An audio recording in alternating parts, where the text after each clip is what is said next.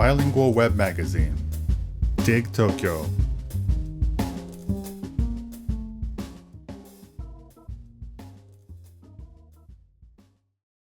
Nine. A Tale of Two Cities by Charles Dickens. A Tale of Two Cities is a historical novel set in London and Paris at the end of the 19th century. It depicts the social conditions and political atmosphere in France and Great Britain leading up to and during the French Revolution.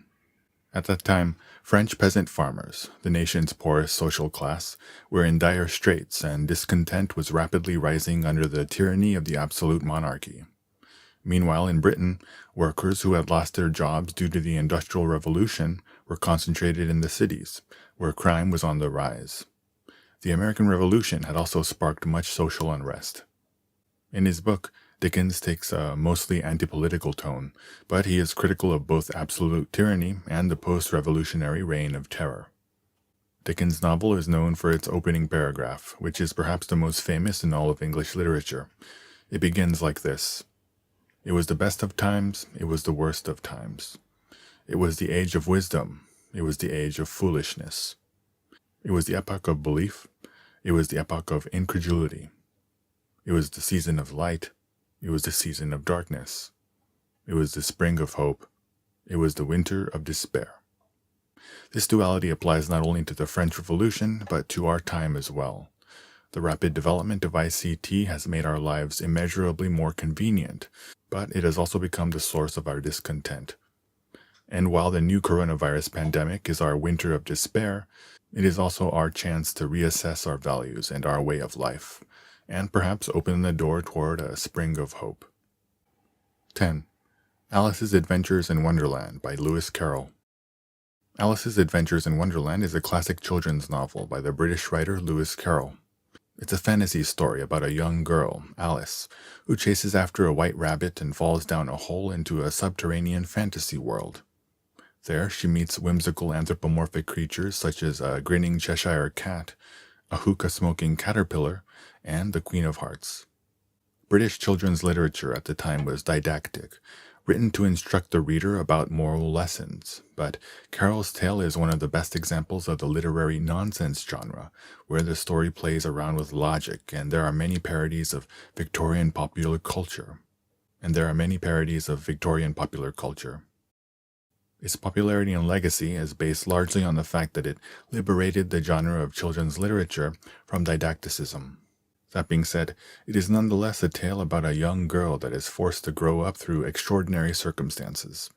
Alice frequently finds herself growing or shrinking and is generally uncomfortable in her body, reflecting adolescence. When the Mad Hatter puts forth an unanswerable riddle, the lesson is that there are just some things in life that can't be solved by knowledge you acquired in school. In that sense, it is also a tale of the loss of childhood innocence.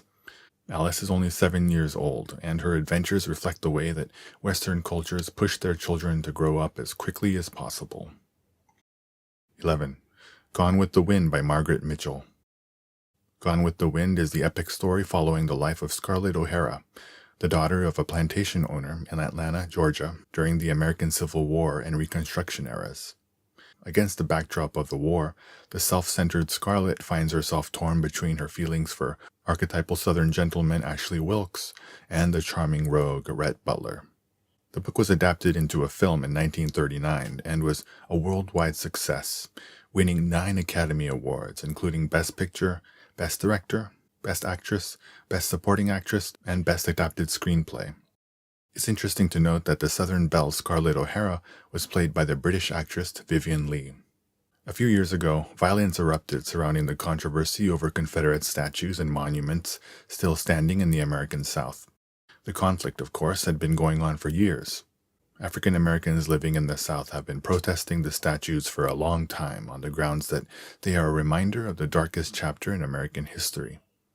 Local whites have pushed back, saying people are out to destroy Southern culture and history. President Trump said in a tweet that the statues and memorials were beautiful and that he was very sad to see some of them being removed. In any case, the ongoing debate is a clear sign that despite it being more than 150 years since the end of the Civil War, the American South has yet to truly come to terms with its loss. Gone with the Wind offers us some insight into why Southern whites are reluctant to let it go. The title refers to the fact that the Civil War caused the disappearance of the Southern way of life. 12. Pride and Prejudice by Jane Austen. Jane Austen is known for her novels about the private lives of middle-class women living in the English countryside in the late 18th and early 19th centuries. At the heart of those stories is the tradition of marriage. Pride and Prejudice's famous first line is as follows: "It is a truth universally acknowledged that a single man in possession of a good fortune must be in want of a wife." The novel's protagonist is the very intelligent and very emotional Elizabeth Bennet. Elizabeth is the second daughter of 5 sisters, and with no sons in the family, they will not be able to inherit their father's estate. Thus, their mother is determined to marry them off to practically any eligible bachelor. At a ball, Elizabeth meets the rich and haughty Mr. Darcy, but both are blinded by their preconceptions and vanity. Gradually, as they shed their pride and prejudice and gain moral understanding, their relationship deepens. The central lesson of Austen's book is that you can't judge a book by its cover. Her original intended title for the book was First Impressions.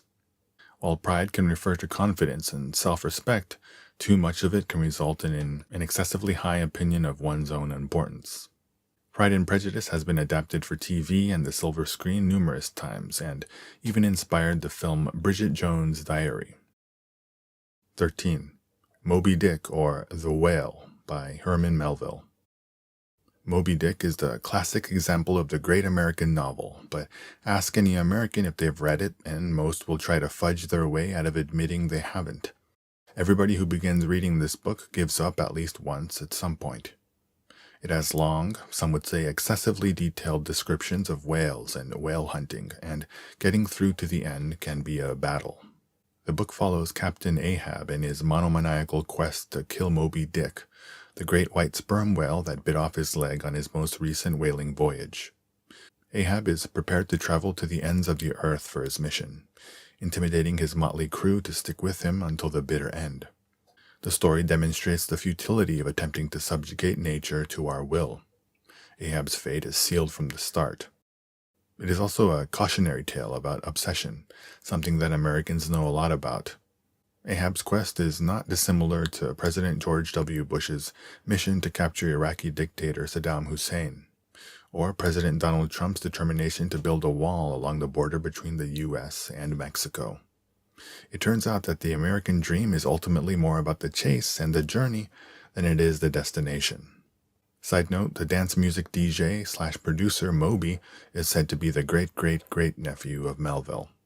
Unsurprising, then, that Moby is a known animal activist. A second side note, Led Zeppelin drummer John Bonham conjures up a storm in his drum solo in the instrumental Moby Dick. 14. Epilogue.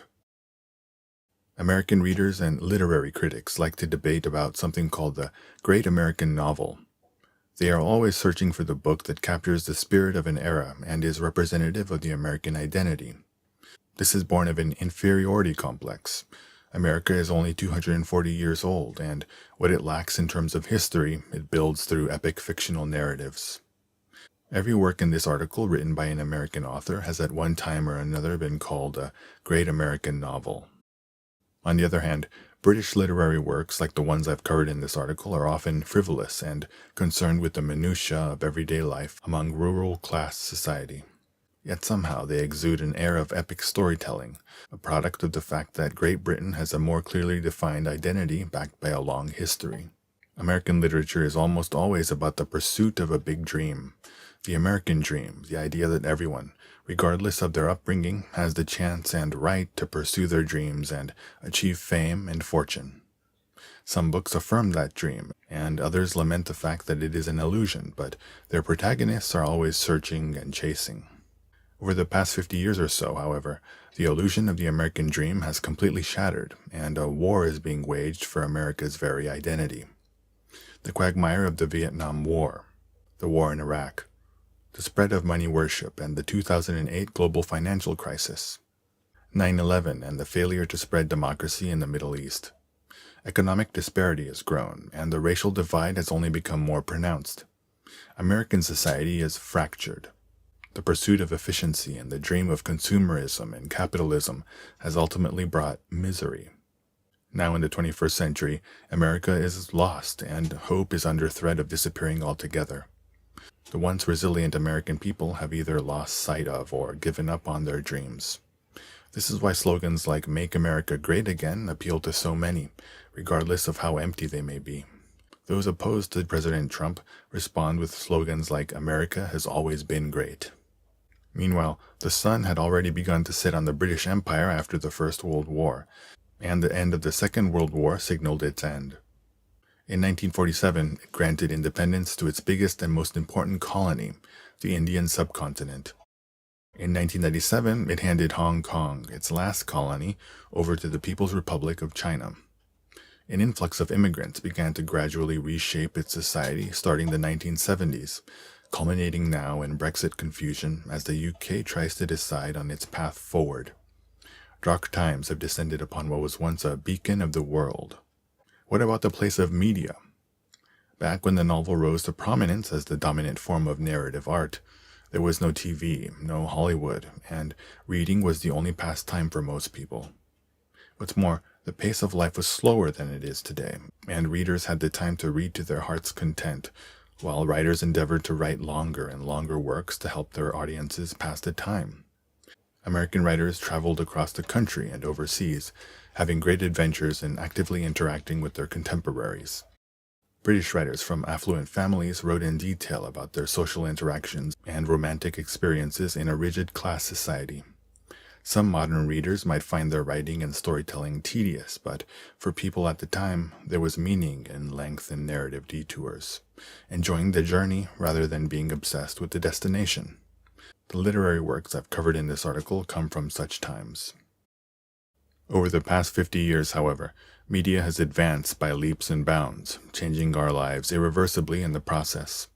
The dinner table used to be where families congregated and connected. Today it is where they gather to stare blankly at the TV or their smartphones. From news programs to the latest TV dramas, shows are watered down and oriented for the lowest common denominator.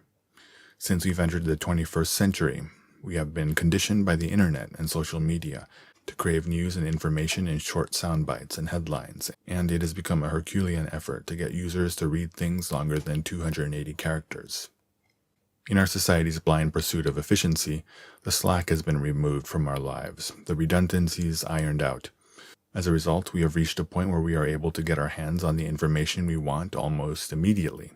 Packages from Amazon are delivered within a day, or, God forbid, 2. Given all of this, it seems clear that the new coronavirus pandemic is a red light, a signal for people around the world to reassess their lifestyles and truly think about what they value in life.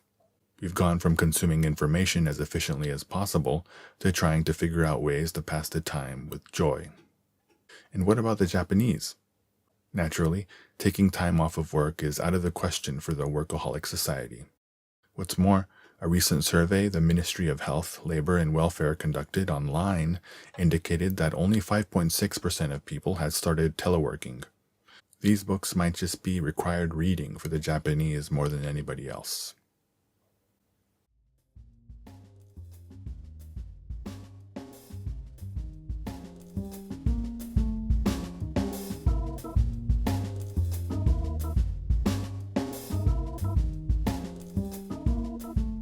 www.digtokyo.jp